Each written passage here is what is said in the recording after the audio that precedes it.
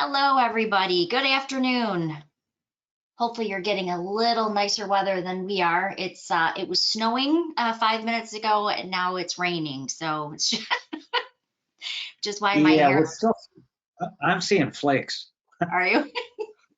I'll Yeah. take flakes. I'll take flakes over, I think, over the rain. But either way, I'm just looking like a Q-tip Pretty today. That's wet, the I best I submit.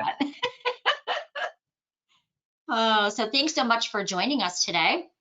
So the big conversion day is here. We're excited to take you through some time-saving tips and techniques of putting your listings into Paragon. We're also going to show you a new product that you have access today so that you can start advertising your listings out on social media.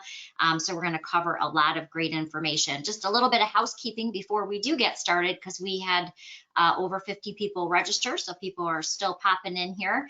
I am recording this class today, so if you missed anything or you just need to see something again, you can find this on the YouTube My RealTors Media playlist, and I made a special playlist just for UPAR. So when you go there, and I'm going to show you how to get there today, you'll be able to rewatch this class if you do miss anything. And over on the right-hand side of your screen, you'll probably see a little orange or red arrow that's kind of minimized at the right-hand side. If you open that up, you'll notice that we put in a bunch of handouts for you. So what we did is we created a lot of our own cheat sheets, if you will, on how to enter your listing into Paragon. The data sheets, both of the data sheets you're going to need are there. How to promote your listing out onto Facebook, how to write better captions and descriptions. All of those are in the handout section that is now minimized at the right-hand side of your screen. All you have to do is actually click on them and save them to your computer, and they're great little cheat sheets. You can also find those in the MLS docs, and we're going to cover that today too. If you have any questions, though, we know it'd be nice if we could just be standing in front of you right now and answering all your questions, but we want you to be able to ask questions. This is obviously a transition, and any transition can be difficult, so we want you to fire away with those questions. You will find a questions box in that same GoToWebinar panel that's minimized at the right-hand side. You'll find a questions box. All you have to do is type in your question. When I'm talking, Brian's going to man the questions. When Brian's doing his presentation, I'll take the questions. So feel free at any time today, if you have a question about anything, feel free to just put it in that questions box and we'll go ahead and address it. All right, so it's nice seeing a lot of familiar names popping in. We've got about 42 here already, so we've got a few more popping in, but we'll go ahead and get started. So first, I want to introduce you, if you haven't met Brian, our Chief Technical Officer. We call him the Wizard. He makes all the cool stuff happen behind the scenes, and I have to say, he's been working late into the evenings and tirelessly to make this transition go so smoothly. So Brian, thanks for all you're doing, and I'm going to go ahead and turn it over to you. Okay. All right. This for those of you that had attended the welcome, I'm going to cover just a little bit of that, but this is more focused on post conversion. So one thing I want to say is the fact is that a conversion is a very tough thing. It's a very disruptive thing.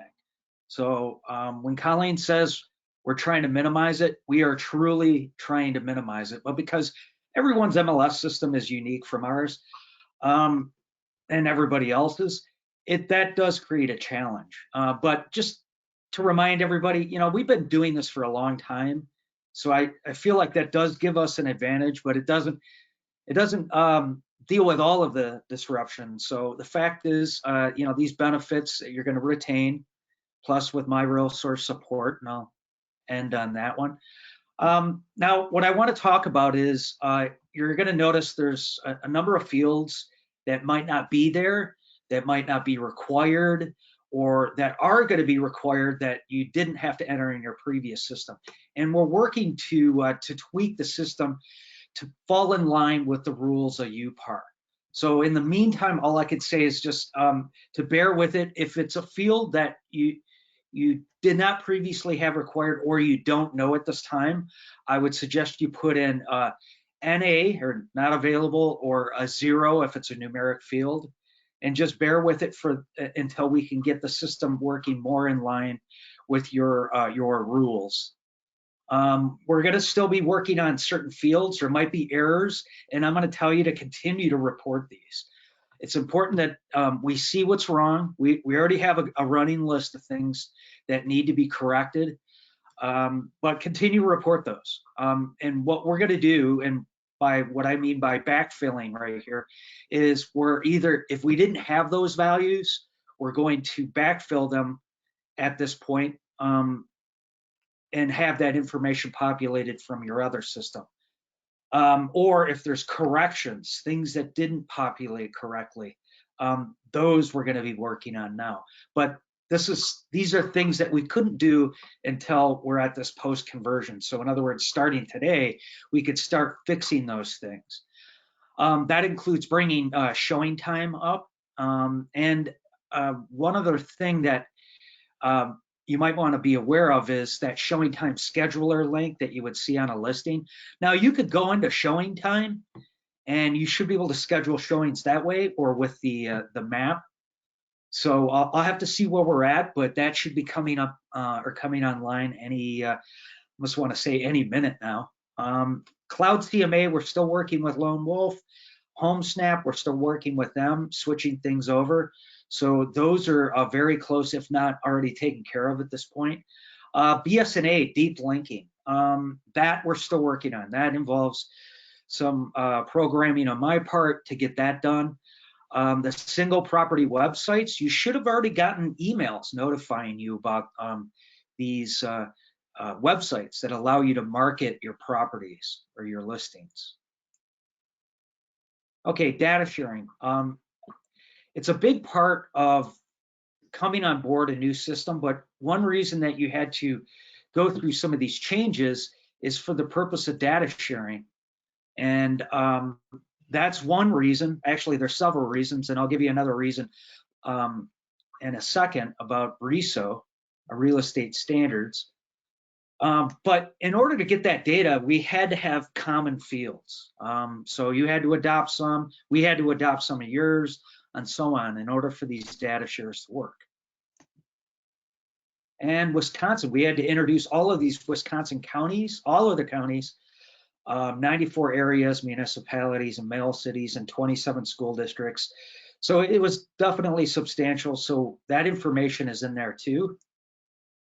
Now, these are some of the unique fields that we added for UPAR. Now, we're in the works right now of adding them into listing maintenance.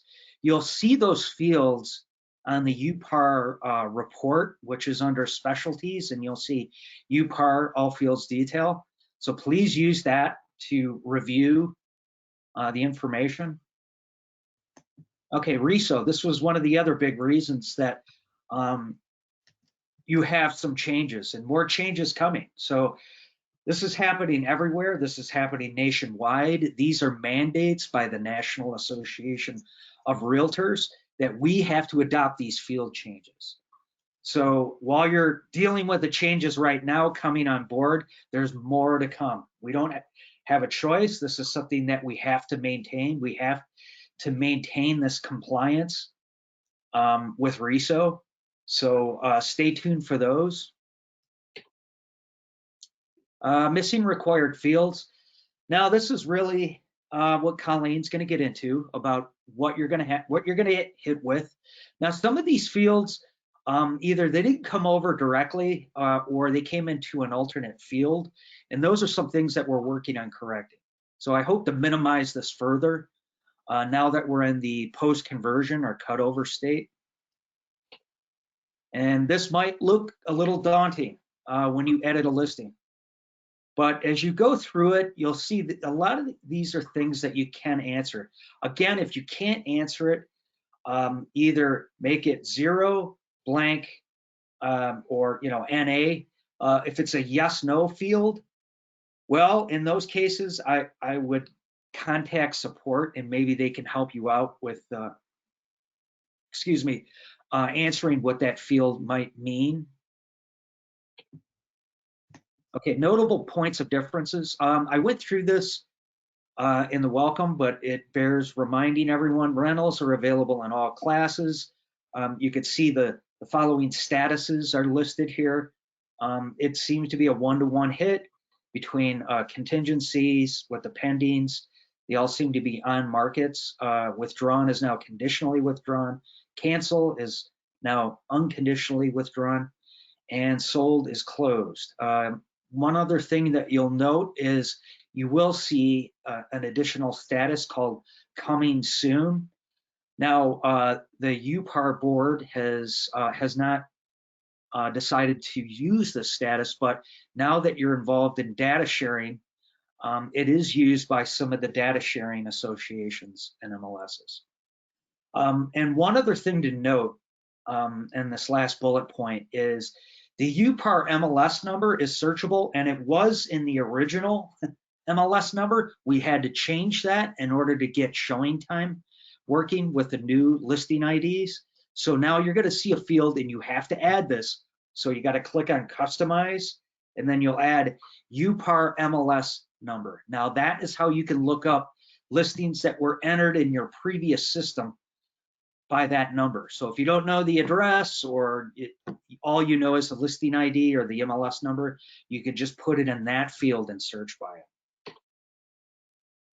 Okay, post-conversion. As I noted before, we're still working on adding the additional fields for UPAR, backfilling that information. Showing time, we're still waiting to bring that online.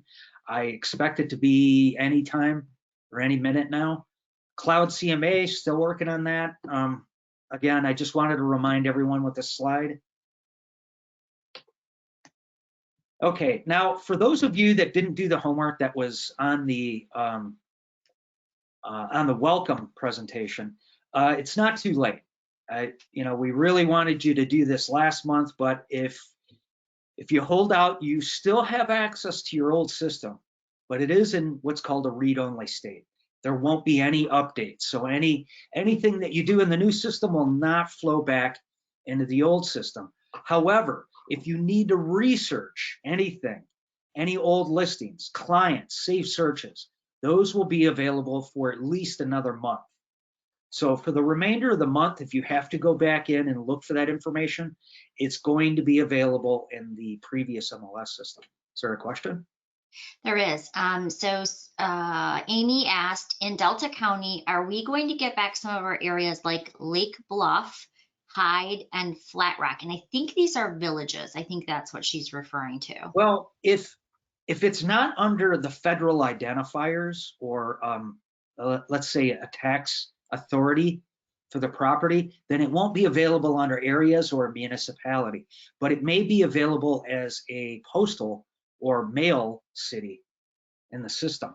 Now, if you do see a discrepancy or there is a problem, you're saying, hey, look, it's really located here, you should have that, hit the corrections button or send something to support and just state what the problem is. And I see those immediately. So we can work this out. If it is something that we have to add, then it's something we could definitely add. If there is an alternate, or it will be explained in my reply email to you. So again, I encourage you to hit that corrections button. Let me know. If there's an area that needs to be added, stated as such. Okay, save searches. Now this is something that you can enter. Again, you can do that today. You can go back into the old system, click on Save Property Searches, and collect that information. And unfortunately, you have no choice but to manually enter it in the new system. And while I asked you to verify the accuracy of your listings, we did make the UPAR all fields detail available under the specialty views.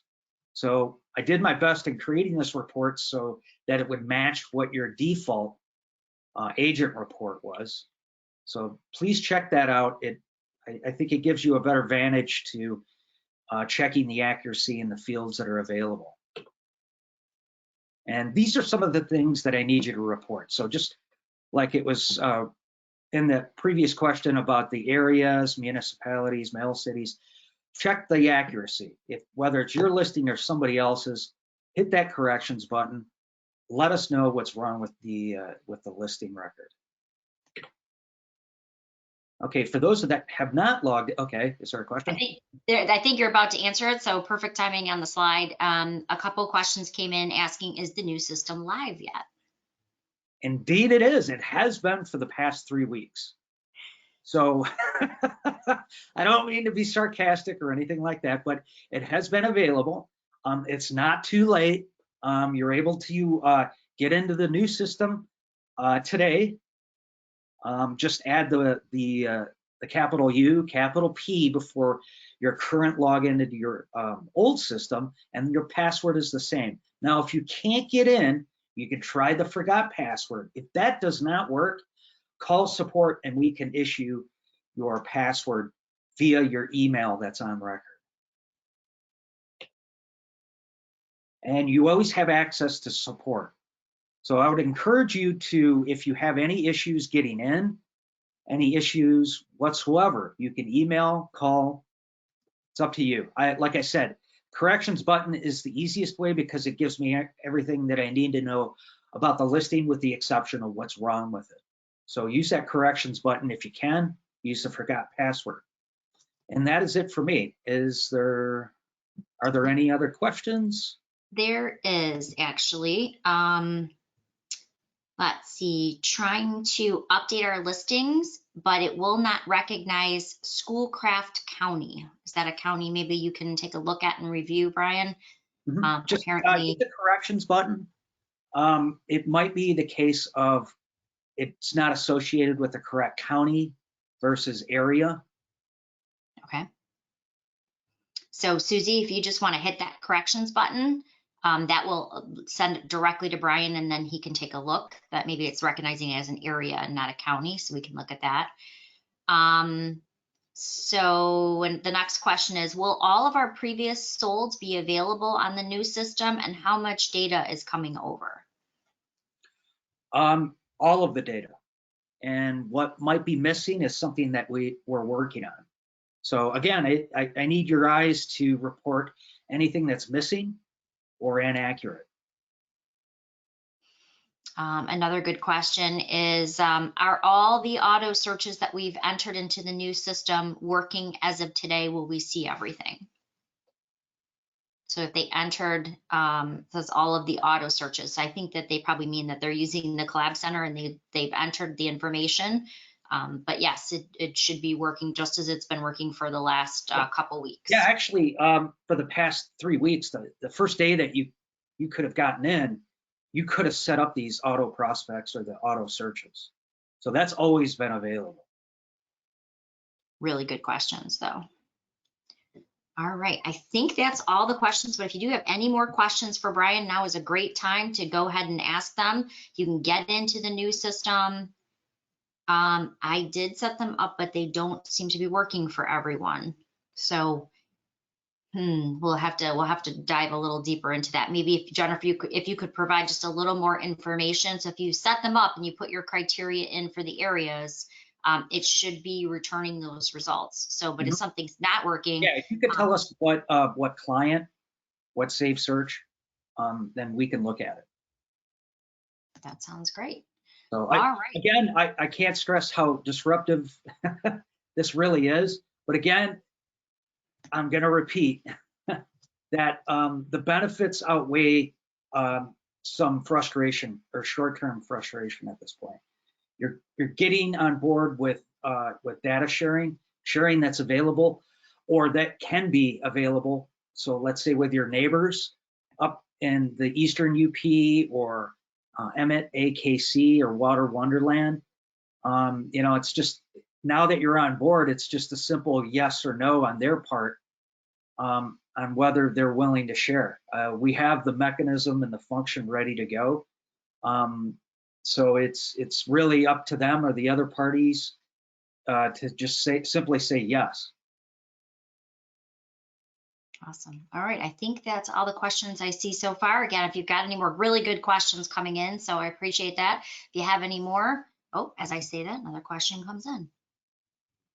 To be clear, there is no exporting of them into the new system. We have to manually enter new search criteria and put in, and that is correct. There's no way to import saved searches because the areas are different. It's not apples to apples, unfortunately. So that you do have to, now your contacts, we did import for you. So all of your contacts are there. So if you go into your contact records, but your saved searches, you are correct. You will need to recreate those in the new system. But as Brian mentioned, the good news is you can go back to the old system, and it's also a great time for cleanup. If you go back to the old system, you can see what you had in your saved search and then recreate it in Paragon. That is the one thing we could not bring over. Will I be able to copy and clone one of my expired listings? Absolutely. You could do it in the previous system, you could do it in this one. Now, bear in mind, you're going to get hit with those new fields and some of those requirements, but you know, that's the same as if you edited a listing as well. So, but yes, copy and clone is definitely available. Terrific. So I think Melanie, we actually answered this probably after you had already typed this, so I'm kind of backtracking, but are all contacts having to be re-entered? And the answer is no. Saved searches will have to be re-entered, but all of your contacts along with your email addresses, everything like that was imported for you. But it's a great time to go in and click view and manage contacts and you know, make sure everything is there and it looks just as Brian mentioned. This is our really good cleanup time. So anything that's missing, we can go back into the old system and make sure it's there. But you do want to make sure that you have all of your contacts with their email addresses and everything is there, but you do have to recreate those saved searches. And I'm sorry for that. I know that's never easy. But I think when you see that how much more data you have now, it will kind of make sense why we couldn't bring those over for you. Okay, just a lot bear of in mind that, you know, it's not only the data, it's the fact that we're going to continue to adhere to RESO standards, which is a requirement, and you're going to get some of those cool integrations that weren't available. So those are some of the benefits.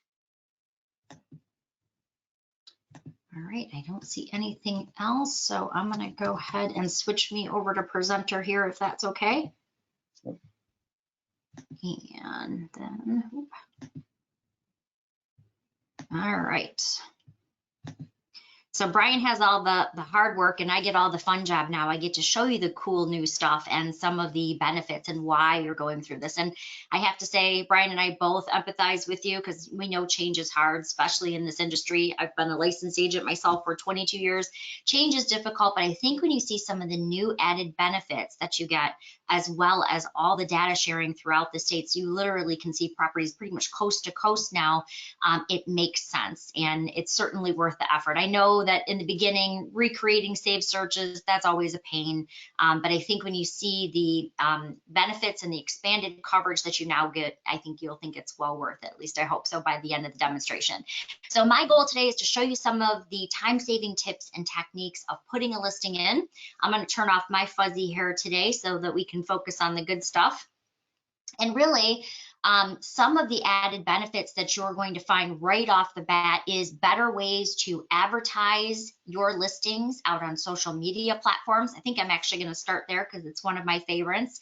We're going to go through putting an entire listing in using a new tool that you now have so you can pull information from the tax records. But we're also going to cover great news services that you get. And one of those is going to be under your property inventory links. I'm going to kind of show you that, and then we're going to delve in A to Z, how to get that listing in there. When we get started, as Brian mentioned, we're going to be adding on a ton of tools here for you. And I want you to think of resources as kind of like your online toolbox, if you will. As Brian mentioned, right now he's working very hard behind the scenes with many of the vendors, like the people who provide cloud CMA, showing time, and others, so that everything is located in your toolbox. You'll have your CMAs that you've done previously. All of that is right under your resources. So think of resources as kind of like your agent toolbox. As these products become available, you're going to see them start to populate underneath your toolbox. One of the ones that you're going to want, that I love as an agent, that you're going to want to get familiar with now that you're putting your listings into Paragon, is the one that says property inventory links.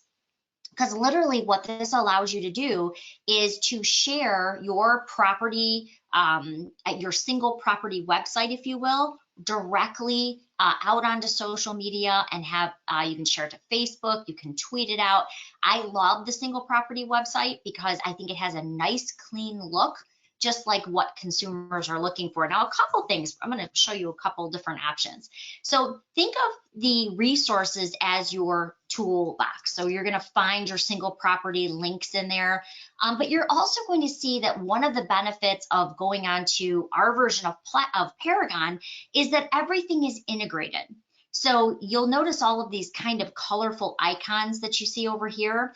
You'll find that the single property website, when you add your listing in and your listing is live and ready to go, you can even share it to social media right from the listing ticket. Or of course, you again can go right to your agent toolbox under resources. So let's say I'm ready to go ahead and I'm ready to share my single property website. You're going to notice like Cloud and the single property website, many other programs, they're built right into Paragon to make it much easier. So as I click on that single property website, it's simply going to open up a property website that I can share. I love the look of it, by the way. It's nice, clean, large photos. I'm using my good friend Tom Lipinski's because I never, fortunately, get in that $3 million price tag. I'm usually in the fixer-upper end. His are a lot nicer to show, quite honestly. So, but as you can see, we've got our photos. You can do a gallery view, which is going to brighten up those photos, make them large. So as people are looking at them out onto social media, I can simply click through. So I love, as I mentioned, I love the look of it because I think it's what consumers are kind of clamoring for. They're looking for nice, easy ways to see the interior of the property, to see all of the information in one convenient spot. So as I'm going through, I'm just going to close here for 1 second. So again, you can go right through the listing ticket or you can go through resources. We've got the gallery view, and if you've done a virtual tour, if you've done a video tour, all of those are going to be located here. And you can do, in Paragon, we have 5 options for you, but you can do a branded or an unbranded tour. Now, the nice thing about this is when you've added your listing in, and I'm going to show you where to put that in today, you could do a nice video of you talking, you know, hi, I'm Colleen, I work at ABC Realty, I'd love to assist you, let me tell you about the house, let me take you on a tour. So as long as you're putting that in the branded tour, that's actually going to show up on your single property website. So as you start to share it out, you're also going to start getting those leads back. They, of course, can contact the agent from here or even click the schedule a showing button, which basically is going to alert you via email as the agent that they'd like to see the property and what time. Now, of course, when I'm ready to share it, it's pretty simple. I can either share it on Facebook, I can share it on Twitter, I can share it on Pinterest, I could email it out to someone, share it on LinkedIn, but let's just do Facebook because it's probably the one most everyone's familiar with. I'm going to click on the Facebook icon, and the nice thing, I can share this to a business page. So if I have my business page, I can share it that way. I can share it to an office page if I manage that page, or I can share it to my business page and then even share it to my personal page. The nice thing is when you're sharing this information, remember, it's only sharing you and your property. So many times, unfortunately, I see agents today, they're sharing all of their hard work and they're taking these great photos and they're putting in comments. And unfortunately, they're sharing them from IDX sites and they're giving those leads to the person who bought the zip code or bought that area. The nice thing about your single property website is it's sharing you and all of your other listings. So if I scroll down to the bottom, it's not only sharing that one particular listing, but here I can see all Tom's other listings and pendings. It will even allow you to share your sold successes. So, you know, don't be afraid to share a sold property as well and say, you know what, hey, this homeowner got 20 grand over asking. We, you know, took an all cash offer and closed in 7 days. You can even share things like that out onto social media. So keep in mind the single property website lets you share your actives as well as your pendings and solds. I personally like the look of the single property website because I think it's very clear. It does. People always ask, well, does it give the room sizes? They always want to know that. And the answer is yes. The room sizes are there as well as all of the property details, but they're laid out in a nice, easy format to read. Of course, they can see where it is on the map. They can also get turn-by-turn directions right to their phone. They can be in touch with Tom and ask any questions by simply selecting the contact agent, or they can have all of Tom's information right over here. This is one of the benefits of going through this conversion. There is nothing you have to do, by the way, to create this single property website. All you have to do is simply put your listing into Paragon. You will get a welcome email saying your single property website is done and ready to promote. So really, there's nothing for you to do other than sit back and promote it once you've added the listing into Paragon. So all this great integration that Brian has worked so hard on will now be part of your Paragon. For instance, another thing that Brian has worked really hard on is when you're preparing for your listing. One of the very first things I want to know is I want to go into BS&A and I want to find out all the information I can. Has the property ever been in sheriff's sale? Who owns the property? What's the square footage? All of that is now built in, and you have what we call BS&A integration. Now I have to give Brian a little bit of a ribbing. I'm still, if you took the intro class or the welcome class, I still want him to fix our trash can. It looks like a trash can. It's supposed to be a government pillar. I don't know what you were trying to imply, Brian, but clearly when he stuck the government pillar on the button, he had to shrink it down, which kind of made it look, unfortunately, a little more like a trash can. But you will have that deep linking into the BS&A records. So instead of logging out of Paragon, going into BS&A, finding the right municipality, now putting in the property information, it's going to take you to that. Now, don't get me wrong. If there's a charge, because I know some of the municipalities up your way charge for the property record, it will still ask for you to pay for that fee. So if it's $1.50 or $2, whatever they're charging.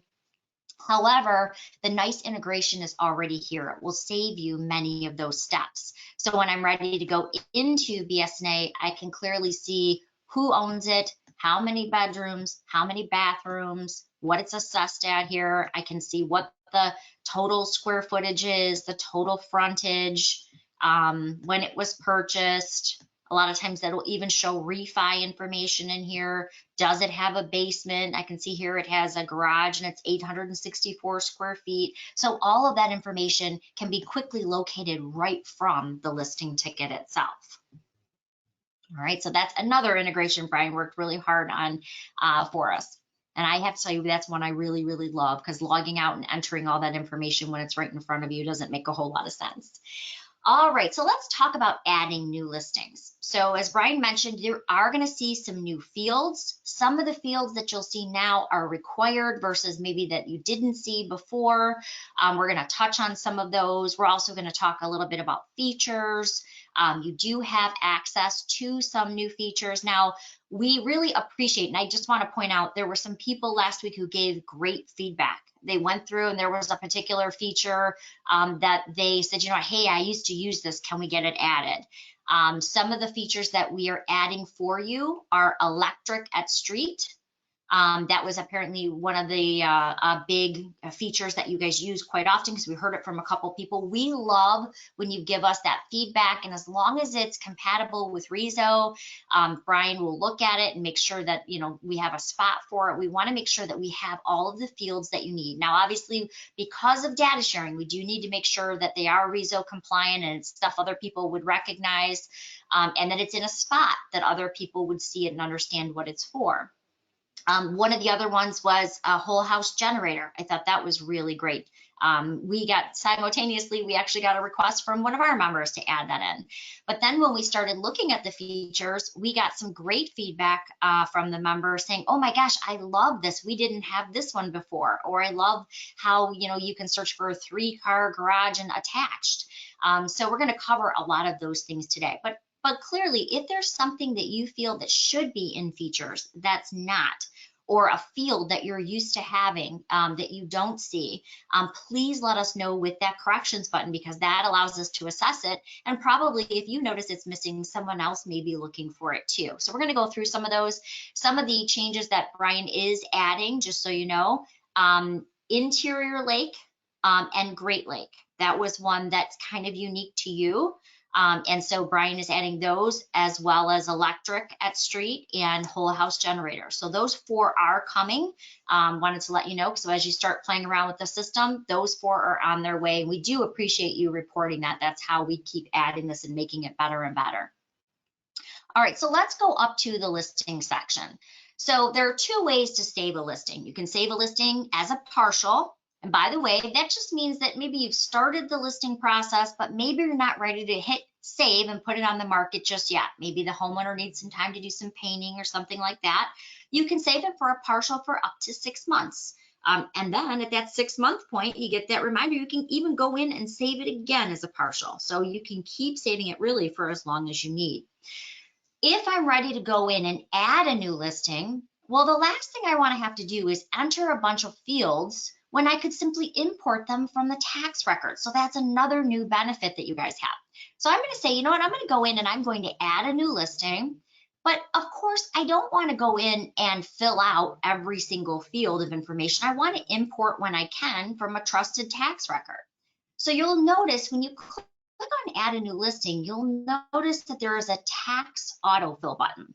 And what Brian did is he worked out a deal to have all 83 counties in the state of Michigan located here. So that means no matter where you're taking this listing, you can actually pull that data in.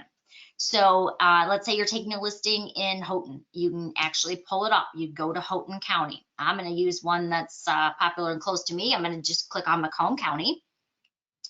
Now, here's the trick to this, and here's what makes this easy. It's kind of like Google. Think of it this way. Less is best. What you want to put in is basically you've told it the county, because you clicked on the county to start, and you want to add in the street number. So I'm going to type in 41539. Then you want to do the route street name. And what I mean is you really kind of want to try to leave off the ways, the places, the boulevards. You really want to keep it exact. And the reason is tax records are so very exact. If you're spelling out a lot of extra information, it might not be able to find it. So I have always found when using the tax autofill that really less is best. You want to put in that house number and that route street name. Then you want to go up here to search. When you do that, it's now locating that property record. And as you can see right here, here's our address and here's our property information. So I want to check it off. And yes, I want to use the tax autofill to start the listing. So once I click tax autofill, it's actually going to show me all the information that it's going to now import. If there's something that I don't want it to import, I can deselect it and it's not going to pull that over. So if you see something and you're like, I don't know if that's right. Maybe it was, rebuilt after this. I want to check on that. You can always deselect that item and it won't fill in for you. I just like it because it's filling out the property, the base property information that I need to know. What's the tax ID? What's the county? How much acreage does it have? What's the municipality? What's the address? What's the subdivision? Taxes, things of that, when it was built. So it's saving me from having to fill in those 20 fields. Now that I'm starting my listing, if I go down to location or property information right down here, I can see that auto population is already starting to take place for me. Now, as Brian mentioned, there's going to be a few fields that you have to fill out now that maybe you didn't fill out previously. One thing we also want you to do is make sure that the geocoding on the map is correct. And this is really important. So when you're entering your listing, it's a really good idea to click validate the map, because this is going to allow you to see exactly where it's placing that pin. So, and very commonly, we'll see the pin is, in the middle of a body of water or something like that. You do want to take a moment and just make sure that when people are, think of it this way, when people are searching with their fingertip on all these different IDX sites, or maybe they're on Zillow and they're searching with their fingertip and they're drawing their circle, you want to make sure if your house is in that circle that your house is popping up. Because if your house is way over here and they're searching in this neighborhood, your listing may not come up. So it's really important. You can move that pin if you need to, but you want to verify that it is in the right location. And sometimes if you have to see it, remember, you also have that little yellow Google man right over here. If you do want to verify that it is in the right location, that you're looking at the right house, don't be afraid to use that as a tool as well. So again, it's using Google Maps, pretty self-explanatory, but a lot of times, especially if you're, and I just had one not that long ago, if you're very close to a large lake or even some of the small little man-made lakes, if that pin is off a little bit, it might be in the middle of the lake, and you want to make sure that that pin is located right on your listing where people are going to be searching for it. Brian, I see the question button popping up. Do you want to stop for a question, or are you good? Yeah, I just see some remarks here about the public records or the tax records. Somebody remarked that county has online deed access, not township. So I think it was in reference to something that you may have referred to. You know, it's different in every county. Sometimes the county even has the assessor's data, but that's mostly unlikely. Deeds can be accessible from, if you do have a county GIS, which most counties do, you might have access that way, but it varies from county to county throughout the state. Great question. Then there's one. Now, I'm not really sure what this means. Fetch IS is used for Marquette County properties. SA is not accurate for this county, and we have some counties that are not part of either. If you're referring to BSNA, if it's not accurate, you know, again, the tax records in the state of Michigan are one of the worst in the country. And I can tell you that because I've talked to other states. I could see how easily tax records are accessible from the county level, sometimes even from the state level. But this state is definitely hands down the worst. So again, it is different for every county. It is different for every municipality. So where it's accessed is completely different from the other. So I just want everyone to know we'll do our best to connect to BSNA, but I think we all know that BSNA is not a complete picture. Not every municipality in the state even uses BSNA. So again, in your region, it might be different. Depending on where it's at, it might only be accessible from the municipality office. You might have to drive down there, you know, so everyone is different. So that's all I can answer to these references to tax records or public records. But just to be clear, when importing on a listing, you'll still be able to use any one of those counties, even if it's not using BSNA. So just to be clear on the listing import, you still can click the county, even if they're not using BSNA, it's still going to allow you to pull that property record over. Correct. And you'll see it's not going to pull a lot of information. That's because a lot of municipalities are very limited. So it's worth it to check and then verify the information, because when it does auto pop, it will present you with the fields. Now, if there's fields that you don't want it to populate, you can simply uncheck that. So remember, it's an optional approach. To be honest, if I was listing a property, I would definitely go to the source of the records. If that means I have to drive to the local municipality, so be it, but that's just my opinion.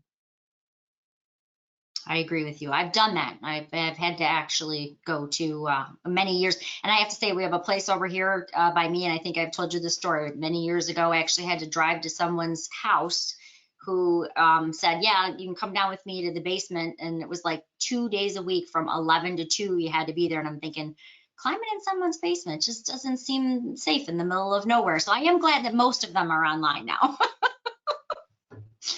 All right. So any other questions, Brian, before we continue on? That's it. I hope I didn't accidentally delete one. So if you're that one person that I may have inadvertently deleted, I totally apologize.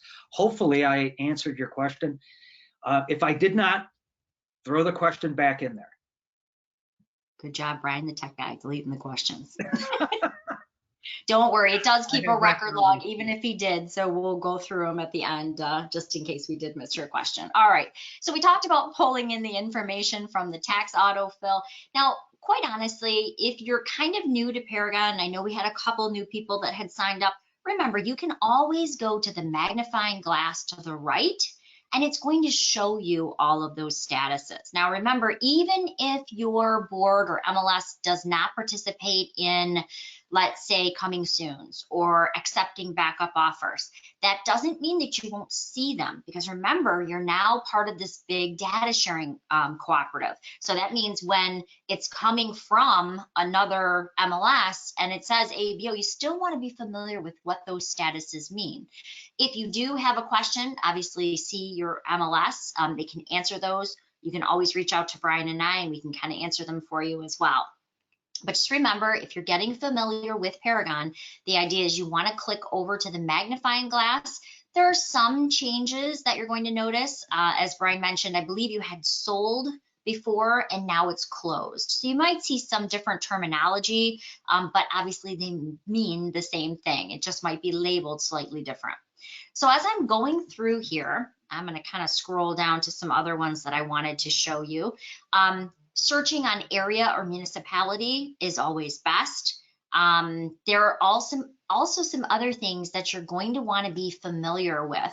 Some people ask, well, how do I know if I'm filling in Houghton, into a search? How do I know I'm in the right one? Remember, there is a county identifier that is right in front of that number. So let me show you what I mean. If you were to go into area, especially when you're searching, and you are to type in Houghton, you will see that there are multiple Houghtons. Now, for me, what I was astounded, because who would know in the state of Michigan there are 5 Clinton townships, right? It can be a little confusing because remember, you're looking at a much bigger piece of the pie now, a lot more listings. So if I'm looking at Clinton Township here and I want to know, okay, which one is going to be the Clinton Township in Macomb County? Well, I want to look at those first 2 digits, those first identifiers. So if I go to the county and I start typing in Macomb, I can see the identifier for Macomb is 50. So I know the Clinton Township that I'm actually looking for is going to start with the 50. Now, you'll also notice as soon as I put the county in, it only showed me that particular Clinton Township. So what I'm saying is the easiest thing to do is put the county in first, because then it's going to show you the right municipality. If I take the county out, again, you'll kind of get what I mean. If I take that county out and I go to the area and I start typing in Clinton Township, there's a whole lot more to choose from. But if I limit it by putting the county in first, so if I do Macomb County first, now I'm only going to see the Clinton Townships that are going to be in that county. So hopefully that makes sense. So again, when I go to area, if I type in Clinton now, it's only going to show me the Clinton Township that's going to fall in the county of Macomb. So same thing with Houghton. That was a question I actually got yesterday in tech support. They said, well, what if I'm looking for Houghton Township? Remember, if you put the Houghton County in here, when you go to that area and you start typing a particular city, you're only going to see the Houghtons that would be in that county. Okay, so hopefully that helps as well. I'm going to change this back just so I don't lose that information. I also want to show you where you're going to find things. I put my Sterling Heights back in here too. Where you're going to find things like where you can add those branded and unbranded tours that we talked about. So we're going to scroll down a little further. You're going to find some basics like bedrooms, bathrooms full, bathrooms have, above ground square footage. Remember, you're going to have a lot more features that you can choose from now. We're going to talk about that. One of the things people ask all the time is, what about body of water? Yes, you can still search on body of water. You're going to just enter your body of water in here and it's still a searchable field, so people can still find it that way. Now you'll have number of car garage as well as attached or detached can be searched on. So let's take a look. If I click over here to the magnifying glass to the right, you can see attached, basement garage, carport. There's a whole lot of options, even more options than you previously had before. One of the questions that came in to support this weekend was, can I search for a 3-car garage? Absolutely. Number of car, as well as if you're looking for attached or detached. Structure style, and I think you guys had that one before as well. Talking a little bit about financial terms too. A lot of people will say, well, what if I want to put in land contract terms? Well, all of those are still there. You're going to click on the magnifying glass to the right, and it's simply going to open up all of those financial terms, so you can put those in as well. Let me jump down to features here. So if you wanted to see all of the features that are available, and sometimes it's easier to just go through it that way, you can simply click on the magnifying glass to the right, and you can go right down the list. Some of the things that I've recently heard, what about pond? I didn't see pond in there, Colleen. I saw waterfront, yes or no? Let's take a look at that. So if we go to water features, like I mentioned, Brian is going to be adding the Great Lake and Inland Lake for you. That was 2 that we found out you needed. We love when you provide that feedback, but you're also going to have beach access, beachfront, canal frontage, creek, stream or brook, island, lake frontage, pond, lake and river access, river frontage, steel seawall. So what we do is, because we have this data sharing, we're now giving you even more options. And as I mentioned, be patient with us. Brian has added, oh my God, you already added them. Brian, I didn't realize you did that already. You're the best. So when you go into water features, man, that was quick, Brian. He added Great We Lake. haven't backfilled those yet, so just bear in mind they won't yield anything. We're still working on pulling all of those values over. That's awesome. Oh, I'm sorry, go ahead. Brian, go ahead. We're still working on pulling the values over from the old system. Okay. But for all new listings, they can go ahead and use these as of today, right? Correct. You rock. Well, that was very fast. Thank you. And then again, coming is whole house generator and electric at street. So I'll stay on Brian for those last 2, I promise. So, but that was really good, because that was something we just heard on Friday is, hey, I want to be able to search by Great Lake. So remember, now when you're adding in your listings, you can select Great Lake and you can select Interior Lake. All right, so I'm going to jump down a little bit further here to compensation and tours. I just want to make sure that's kind of clear as well. Of course, you can put in compensation for sub-agents, buyer's agents, non-agents, whatever your brokerage policy is.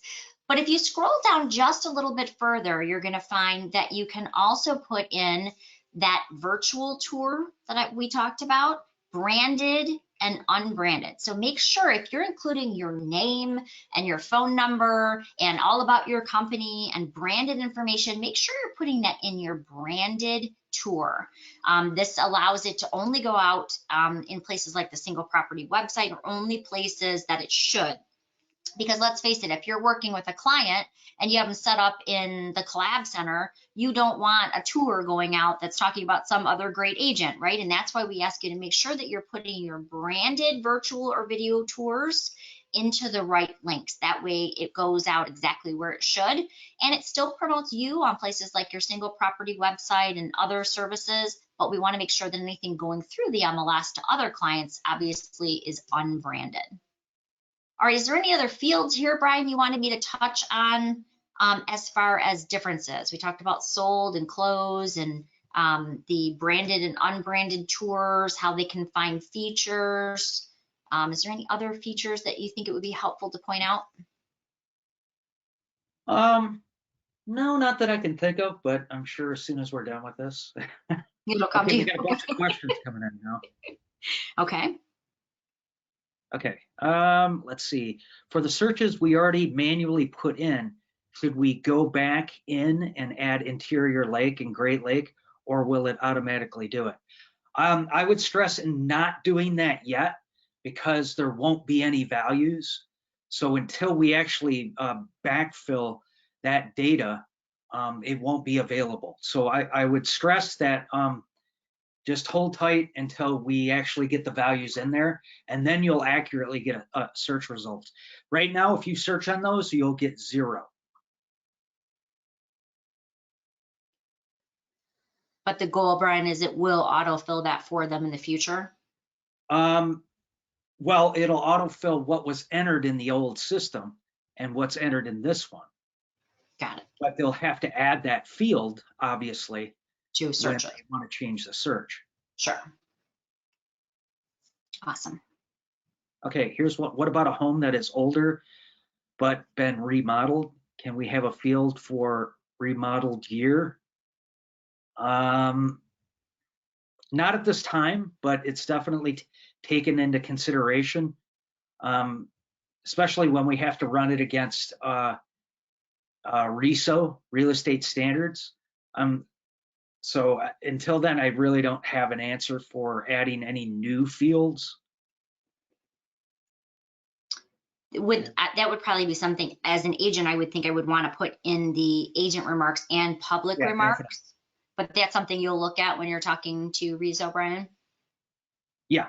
Where do you enter if the property has electric or not? That is another thing that we're working on adding. If the property has electric or not, or if there's a certain distance from the road. Again, those are things that we're adding, just running it against real estate standards before we add it. And if you had that in your previous system, which I know you do, you had an electric feature category, we'll work on backfilling those values too. Great. Okay, difference between the video and the virtual tour. Those are, that's just an option. A lot of people, what we'll find is they'll do it like a narrated tour in a video format, like on YouTube. And they like to acknowledge it as a video rather than a virtual tour where, where you have control as to what room you want to see, which is a virtual tour, or a video, you don't have control, you just sit there and observe it. So that's really the difference.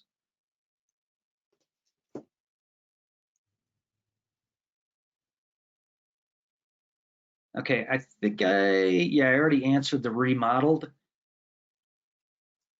Let's go through some more of these. There is no Houghton Township in Houghton County, but there is one in Keweenaw County.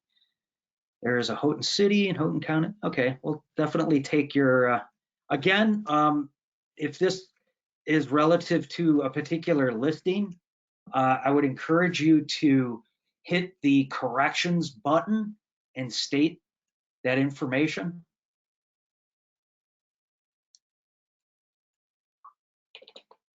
All right, is that good? Are we ready to, can we go on? Oh no, we're getting nailed here with questions. Oh, good, that's good. Okay, I think some of these, I think there's definitely a consensus with the electric. So yeah. We definitely understand. We've heard it from a lot of agents that that is something that is very relevant up in your area. So. Okay, and I think we got one more here in the search feature. Some of these I'm going to have to answer individually. So I guess you can continue. All right. So want to talk next about adding and editing photos. You can have up to 99 photos in the MLS. We do encourage you to not only import your photos, but to make sure you're adding those captions and descriptions. It's a great way to add even more detail. So if for instance, you want to describe that you have, beautiful granite counters in the kitchen, instead of them just glossing over that area in the remarks, it's great to actually put them directly onto the photo. And of course, you can upload multiple photos at one time. It's pretty simple, very similar to what you did in your previous system. You're simply going to click Add Files. You're going to pull that photo in. You're going to click on Open. It's going to load that photo, and you're going to hit Start Upload. But again, make it, and I've actually included right in the handout section on adding more captions and descriptions and how you can, there's some basic photo cropping tools too, nothing, it's not like Photoshop or anything like that, but it will allow you to rotate the files. A lot of people, if they're using a cell phone camera, the file sometimes will be on its side. So you do have your basic editing as well.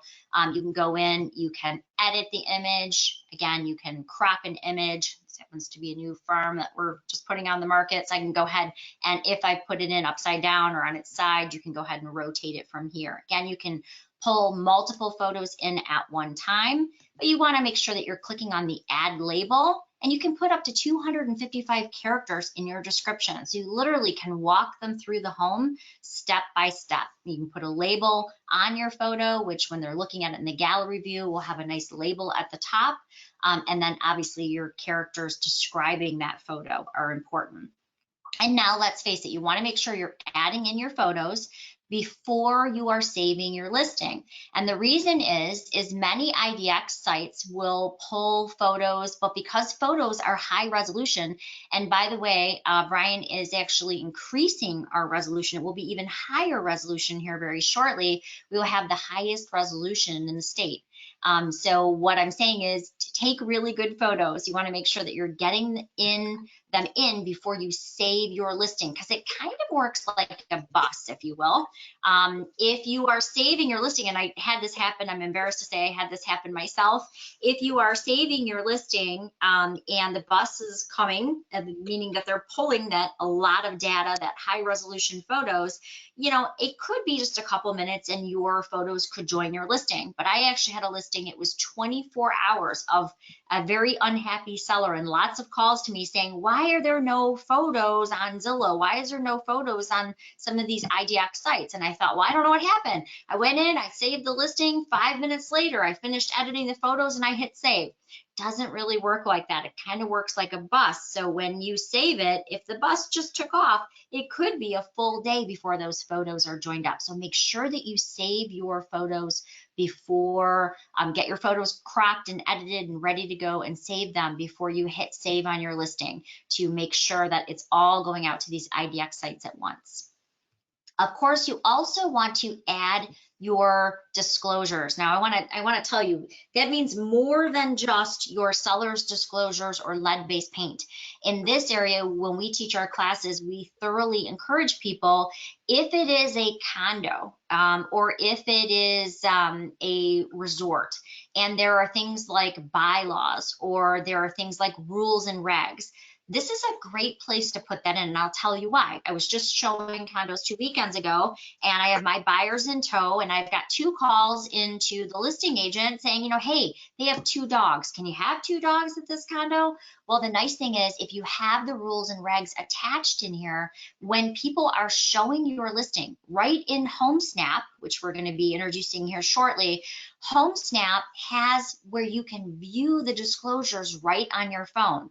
Can I tell you how nice it was when my buyer asked me, well, can we have 2 dogs in this condo? I can go right into HomeSnap, open up the rules and regs. Right on page 2, it said, yes, you can have up to 2, but there was a weight restriction, but we could see that while we were actually showing the property. So that's huge. So things like perk tests, surveys, aerial shots of, you know, the land, if you're doing vacant land, rules and regs, things like that. They're so helpful when you have them in documents, because now more than ever, the agent showing the property is going to be able to see those disclosures right in their HomeSnap account. So they'll walk up to the front door, it pops up for them, and you can even share those disclosures with the buyer standing next to you. So it's huge. Really easy to add those property disclosures in. Simply going to click on add new. You're just going to find on your computer where those property disclosures are. I'm going to use my actual property disclosure for this property. You're simply going to click on it and then give it a description and save. So I'm going to say this is my lead-based paint disclosure or my seller's disclosure, hit save, but you do want to take the time to add those things in so it's that much easier for agents to show your property, because remember, you're covering a much bigger area. You want to give them as much detail as possible. All right, then once you have gone through, and by the way, you can add in open houses. I know things are selling so quick right now. We're not doing a whole lot of open houses, but you certainly can add in tours and open houses here as well. When COVID hit, we did add in things like live streaming and the URLs, you know, should you need that, or should you want to do more of a virtual open house, that's available too. Then lastly, once you've got all of the detail in, you can decide if you're ready to save it as a partial, or if you want to save it as a live listing. Now, Brian did want me to mention that right now, when you go back in, if you go to change a price or you go to edit your listings, you may get hit with that some additional fields need to be added. Remember, these are fields that are now required because of data sharing, but maybe when you put the listing in 3 months ago, maybe they weren't required. So keep in mind, if you do get some errors along the top, it's literally just telling you that these are now going to be required. You won't have to do it on all of your listings, just listings that you have to go in and edit in some way or touch, or if you're changing a price, then it will go ahead and it will ask you to add those additional new required fields in.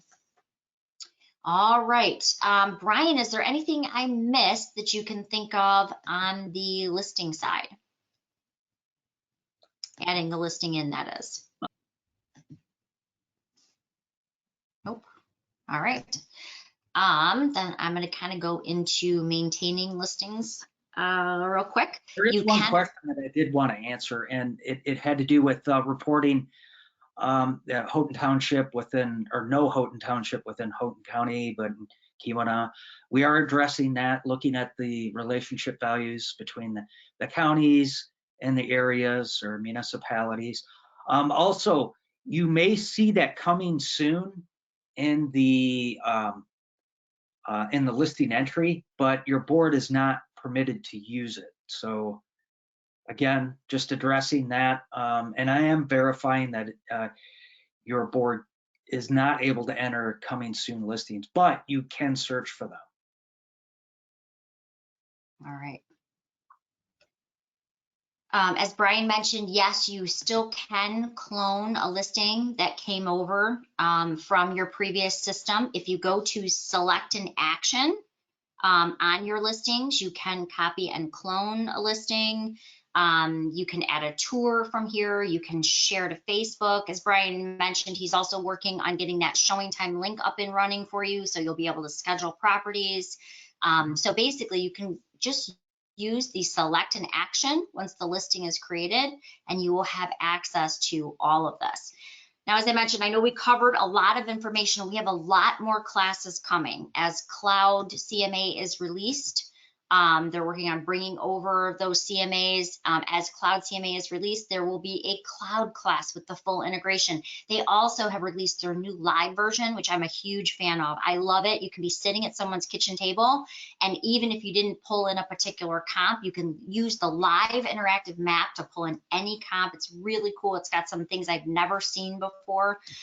So we'll be covering that. We're going to cover the new features that you'll get in HomeSnap. I know people were familiar with HomeSnap, but now you have HomeSnap Pro Premium. And what that means is you can edit the listings from the palm of your hand. You can share disclosures. You can do so much more in the Pro Premium. And I'm going to show that to you. We're going to walk through that step by step. So we've got those classes coming tomorrow. I believe it's tomorrow, we have the Collaboration Center. If you have not used the Collaboration Center, this is a great time to get familiar with it. I'm a big fan of the Collaboration Center. I set all my buyers up on that. I love the way it looks. It's a nice, easy way to make sure any new listings that come on the market get sent directly over to your buyer. There's some great tools like an agent preview where you can preview it. If you've got kind of a fussy buyer, you, the agent, can decide if you want that particular listing to go to the client. It also has agent recommended, but I love the way it looks. It's very, very easy to use, and we're going to show you that step by step, setting it up. We'll show you how to create those saved searches. So if you haven't used that before, we'll walk you through that, as well as associating it to your contacts that we brought over. So I'm a big fan of the Collab Center. We're going to be covering that. But what we did is, as an agent, I take a lot of classes, and then, you know, a month later when I go to use it, I'm like, how do I start that again? Right? It's not like we do this every single day. So we had an idea to create a YouTube channel just for you guys on all of the classes. So even the one that you're in today, you can go back, and I'll have this uploaded tonight so that you can watch it. You just go, and I'm gonna actually, okay, go ahead. Somebody asked, when will we have the choice of new listing? While we don't have the status new, that's what the market monitor does. If you wanted to only see listings and be specific, then that's what the listing date is for. So just bear that in mind if you're only interested in, or I'm sorry, days back. So you could go listing date, and you could put 1 day back with all the search criteria that you want. And what does exclusive right to sell VR mean? That's variable rate. And as far as what I know, that isn't that typically like a tiered or a gradient compensation? Yes, Am I wrong in that? it's very big in the Ann Arbor area where they have the variable rate. You might get paid 2% on the first 100,000 and then 3% on anything over that, but it's more of an adjusted rate. And that's why you'll see in the compensation, we actually have a percent, dollar, and then there's graduated or tiered that's available. And while it might not be used in your area, it is used in other parts of the state.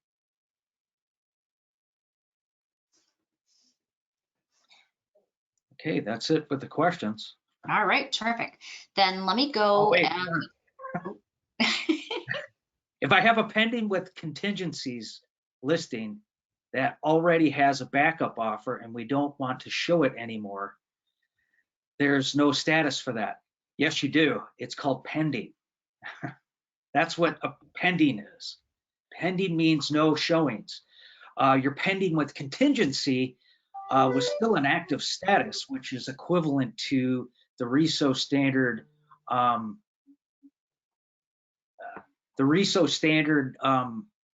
Which is, I think, contingent or accepting backups, which means you still show the property.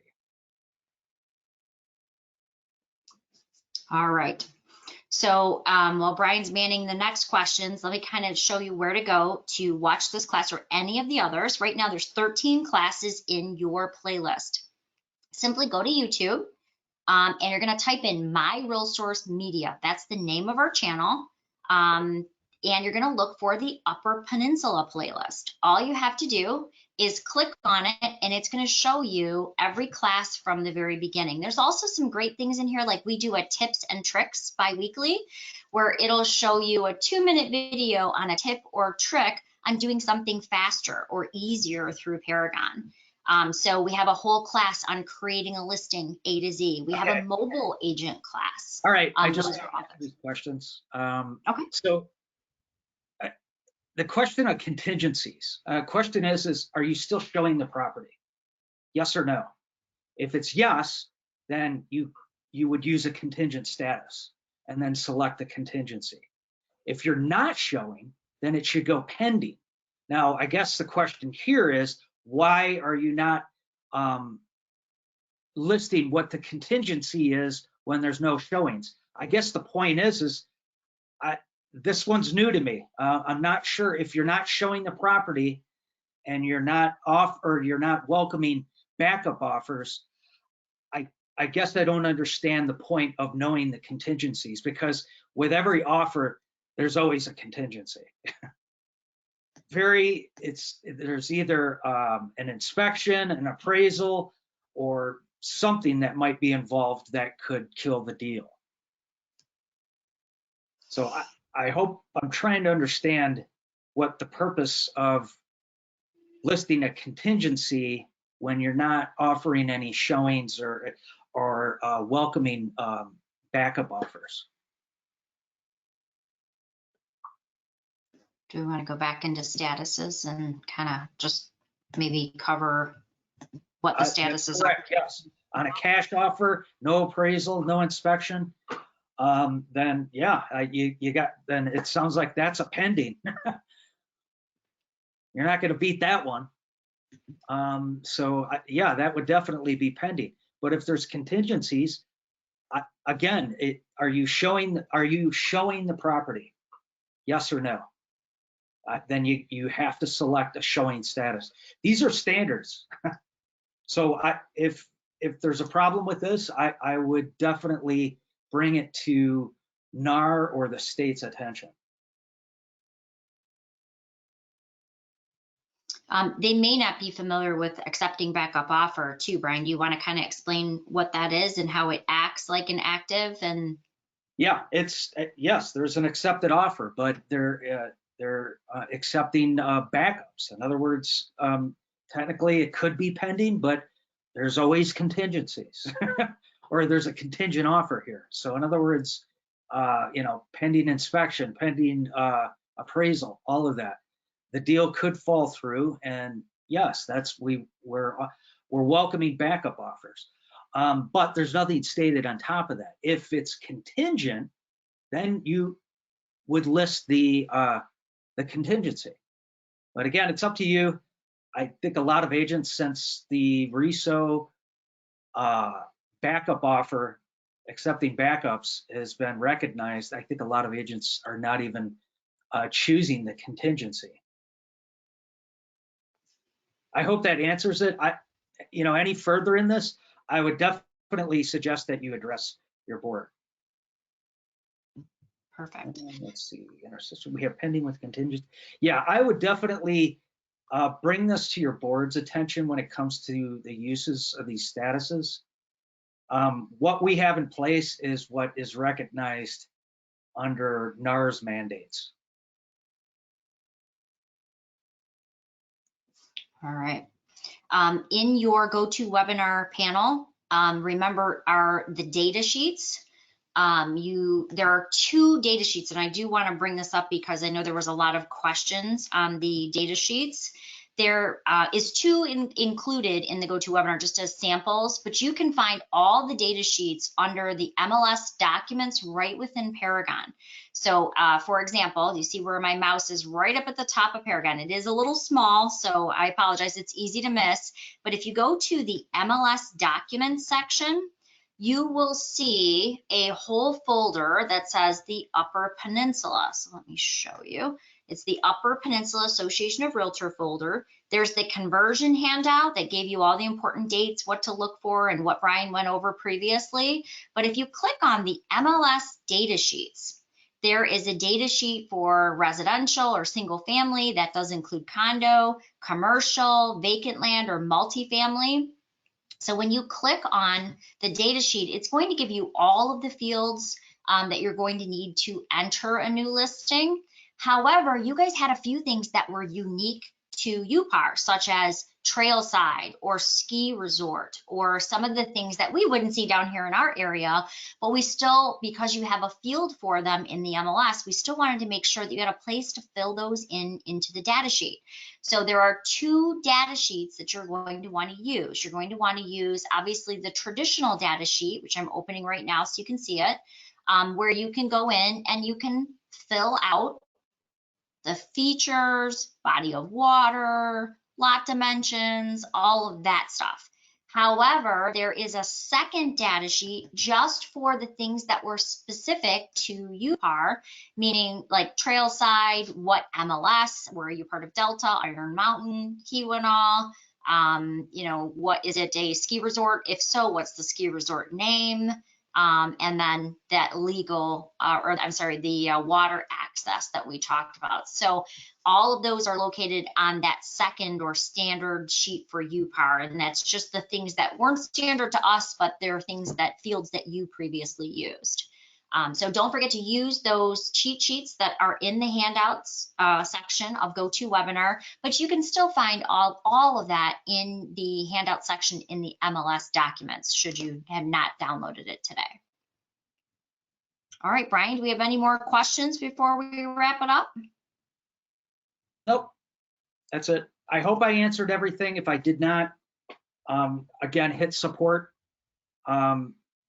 It's hard to answer back and forth, especially in this forum. So I would definitely reach out to support. I see those, and we can answer those questions. That sounds great. Well, thank you, everybody. Happy listing. So we need some inventory. So go list. As of today, you can put those listings into your new Paragon. But as Brian mentioned, you have support for all of our products that's available 7 days a week, from 9 a.m. to 9 p.m. So don't hesitate to reach out and let us know if something doesn't look right or something's missing, or if you just need a little help in the new system. All right. Well, thanks, Brian. Thanks for all you're doing.